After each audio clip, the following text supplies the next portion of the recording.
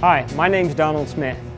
I'm a building maintenance tech for Zone 3 at The Ohio State University, and today we're going to talk about building rounding. When I get a work order for building rounding, what I do is I go through and I check all the equipment in my building to make sure everything is functioning properly. What you want to do is walk your buildings and check for lights out. You want to check for stained ceiling tiles. You want to check for leaks. You want to check on your air handlers, your air compressors. It includes your mechanical rooms, it includes classrooms and labs. Anything that is functioning for the building, you want to keep an eye on. So rounding is a great thing. It allows you to create work orders for problems before they become larger. If you notice a small leak above a ceiling tile, you may pop the tile and realize there's a larger leak. So you're stopping larger problems by doing your rounding. Here's a perfect example of why we do our building walkthroughs. There's an electrical box missing a cover, could be a safety issue. We have our tablets, we can create a work order, and we can fix the problem. When you're doing your building rounding and it comes to electrical, we're allowed to do certain things, but there's a point where it becomes that we have to change it over to the electric shop, and it's important that you know the difference in what you can and can't do.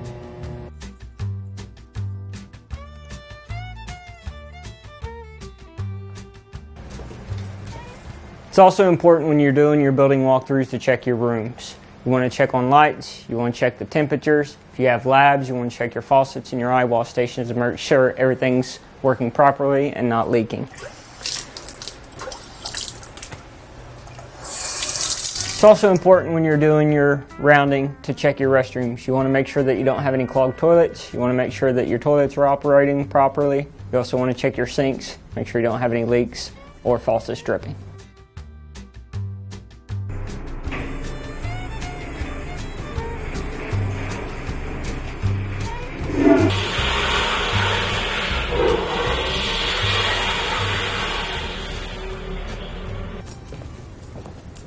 Never know what you'll find during rounding. Here we have an elevator that's down. We'll call S2F, have the elevator company come out and fix it.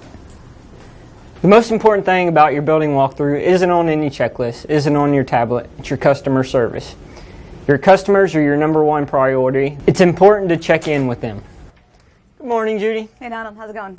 Good. How about yourself? Oh, same old, same old. Everything going good? Yep. HVAC guy showed up to look in the weigh it. Maria's sitting in there. She says it feels okay. I will go double check after lunch and make sure that the temperature is okay, and I'll adjust it if I have to. I'll also check the part-timers room and make sure that it's okay. So the only thing we've got left is in here, which is stinking hot. So if we can fix that, that would be really good. Preferably before we need to turn on the air conditioning. That would be really good. Yes. Do you have any idea what's going on with the sink down in? I know it's not FOD, it's COD, but you got any idea with the sink in Dr. Sun's office? Yes, so I spoke with Frank. They're going to work on that. They're going to get that changed later this evening. Great. Okay, so if there's anything going on, we'll reach out to COD, but at least you guys got an idea what's going on? Yep. He said they will take care of it, and I'll write a work order for this unit so that you can get yourself cooling down. Thank you. I appreciate it. Yep. Have a good one, Judy. Yeah, you too. All right, have a cookie. Have two, they're small. See ya. Donald stops in every morning to check and see if anything needs to be done, check and see if anything that was left over from the day before, make sure that it's gotten done. He stops in every evening and makes sure that people stop by to get things done and see if there's anything new that's come up that I need to get done. It makes life so much easier. He puts in work orders for me. I can put in a work order, but I also know that if I haven't gotten around to it, that he will do so. He also tells me what's going on because I've got 6 or 7 faculty members who are going to be pumping me for information on what's going on, and I don't always have that information. I don't always know what's going on. I can't fix it myself. So it's always good to be able to know and tell them the information about what's going on and when the ETA is. If they would need something fixed, I used to just have to say, I don't know. But I've always got the information, and I always know that I can count on Donald to give me the information and to get it done as much as he can. He provides great service, and it's been a brilliant program and a brilliant thing having him here. I appreciate him no end.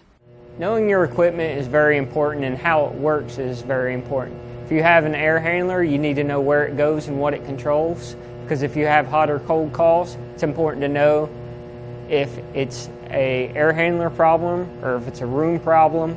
It helps you narrow your search. The most common work orders I create are for air handlers. It gets so cold outside and they shut down on freestat, and so it'll make your building either too hot or too cold. So it's important to do your walkthroughs to check for those things.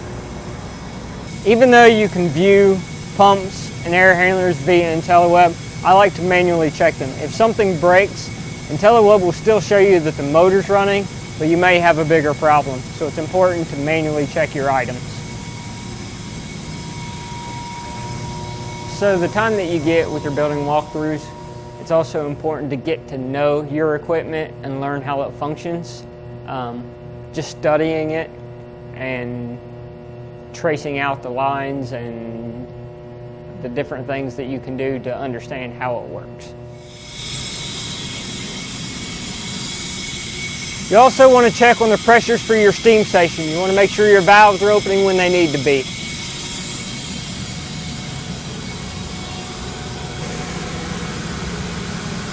This control panel allows me to view the status of my pumps for my heating hot water, and allows me to view the return and the supply temperatures as well.